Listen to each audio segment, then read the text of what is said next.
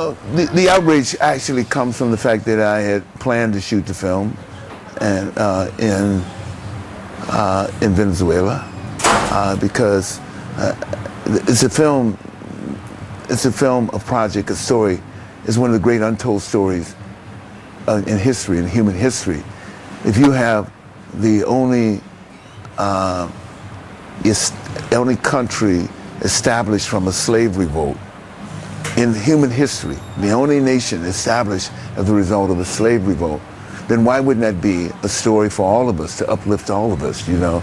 That these men and women in extraordinary passion and extraordinary sense of their own humanity, extraordinary sense of their humanity, take that next step and confront the powers of its time, the formation of powers of this time, and defeat those powers, whether it's the French, or whether it's the Spanish, or whether it's the British, or whether it's Napoleon at that time. Why would that be a story that someone would want to talk about, you know? And something that it was the first victory of Africans against the institution of slavery. Simple as that. Why would we want to tell that story? Why wouldn't we think that would be an uplifting story?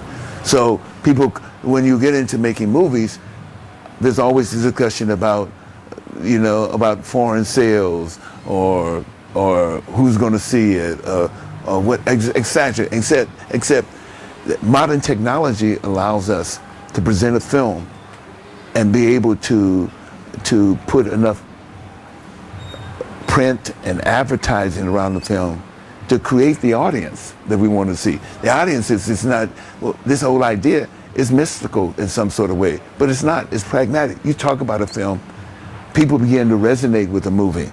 They begin to see how that movie translates into their own life, and they tell other people. It's simple, it's simple. It's not like we're inventing rocket fuel, you know, and trying to get to the moon. It's basically, that's the kind of thing, that's the kind of discussion that we never have and never engaged in. We've watched this film industry here in Nigeria grow because people see themselves. They see their lives. They see their own imagination realized before them on a screen, on the films, in front of a screen. So in that sense, what they do is they support that industry.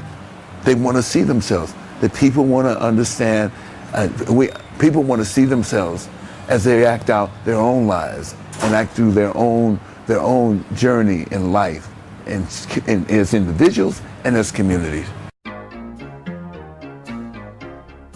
Most of our lives, my life, have in some sense attempt to reinforce the idea of empire, and to in some sense place the idea to say that you cannot overcome it, you cannot challenge it. So that's most of the movies about that, whether it's the opening up of the West, or whether it's a movie about the victory, this victory, that victory, you know. But we never see stories about the great struggles against colonialism. We never see stories about the Ashanti people and their struggle against the British colonialism. We never see stories about the Zulu people and their struggle against British colonialism and Africana nationalism. But those stories are challenging. People are challenging, and I think people have a sense of themselves and understand themselves in terms of their capacity to resist injustice and resist domination. And that's one of the highest levels of people's understanding of who they are.